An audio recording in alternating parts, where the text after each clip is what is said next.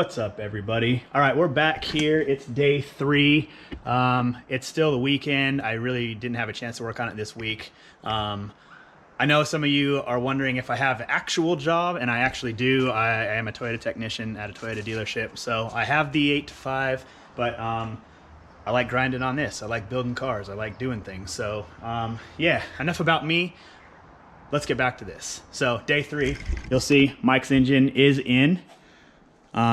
If you guys watched the 2 other videos, you know that we're kind of having an issue right now with the shifter housing where it's sitting. Let me get my light for you and kind of show you what I'm talking about. So when you come in here, you can see that the shifter is not in the hole in the center. I don't know if that has to do with the bracket that holds the transmission up, or if it has to do with maybe the alignment of the engine mounts. Sorry, I was trying to turn the light off. But you can see they seem to be in the hole pretty centered. I'm gonna try and hook the chain up to the engine and pull it back, so that way I can pull the shifter housing into the hole a little bit more, and then after I pull it into the hole, then I can center it, and I think everything should be good. So I'm gonna hook up this right now, and then we're gonna start pulling. We're gonna see what happens.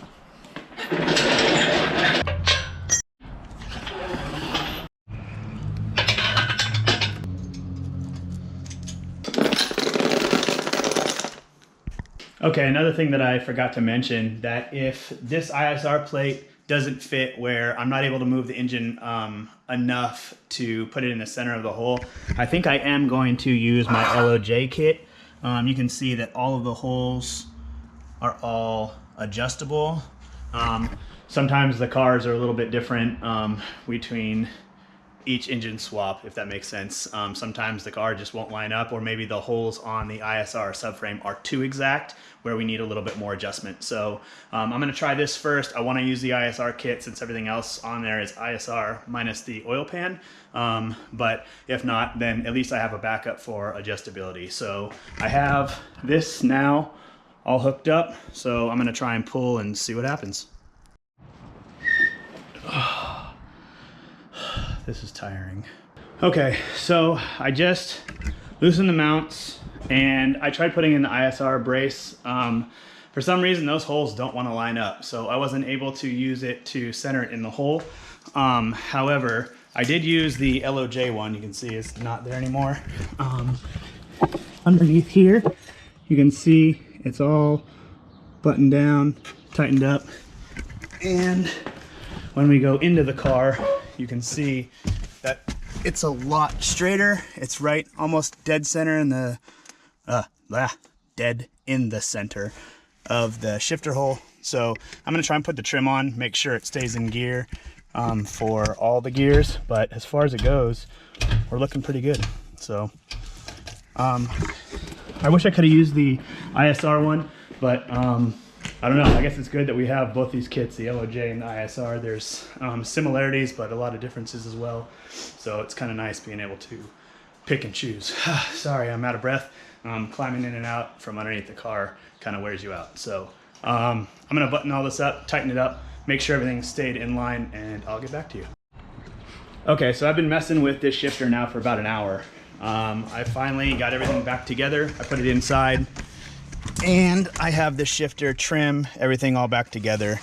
So looks like the LOJ one, I'm trying to figure out with the light so you guys can see, but it stays in gear now. First, second, third, fourth, fifth, and sixth. Oh, and reverse. So looks like everything with the shifter is good. I'm finally gonna be able to put the drive shaft in, to button up the front, to take the chain off, to tighten up the motor mounts, and get everything locked in and ready for HEXA. So I'm gonna do that now, and I'll check back in with you. Okay, so I'm finally able to start making some progress now that I have the shifter done. I have the drive shaft. It's from the drive shaft shop. Done pretty nice. I've been putting in the sway bar. Everything's all bolted up. It actually clears quite nicely from the LOJ pan. And then I also have the AC compressor all put in. So I'm gonna put the drive shaft in, and then I will put the exhaust all together. And if you guys didn't see the final product, you can see that all of this is all bolted up. Drive shaft will go in, the headers will go on, and I'll be able to set the car on the ground. So I'm about to do that right now. It was cool too. Oh. I thought it would have been cool. Okay, so I'm getting a little ahead of myself right now. I'm just trying to get this car done. It's got to go to HEXA tomorrow. So as you can see, hood's on. We're getting the fitment, the bars on, trying to get everything ready for the front to go on. I should be doing that in the next 10-15 minutes. So I'm trying to vlog as much as I can, but without Mike here, somebody else to help me. I have her, she's getting a couple things for me. So, but it's kind of going fast and I'm trying to get it done as quick as I can. It's like 45 degrees outside and it's getting late. So I'm gonna keep on pushing through and I'll show you the rest of the progress after I get a little bit farther. Okay, so we got the radiator in now. Things are starting to take shape. You can see that in here, it's pretty tight. We'll have to do a little bit of modification to make like the upper radiator hose fit, but everything's coming together, looks good. We'll be able to put the intake on. It seems like there's plenty of space for that. And then when he gets the new lines for the AC, we'll be able to route it around the back, remove these ones, and everything should be done. So I'm gonna continue on, put the headlights in, put the bumper on, and I will show you the final product. The car's on the ground.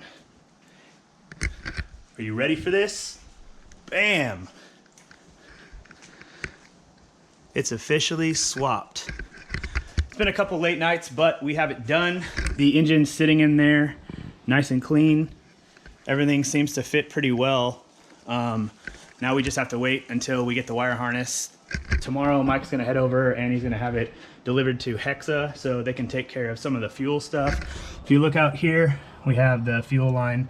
It's kind of sitting there. We actually have to mate it to right here, so it's gonna take some running of more fuel line, figure out the intake, a couple other things, the heater and the AC. But as far as it goes, I mean, it's like 85% done.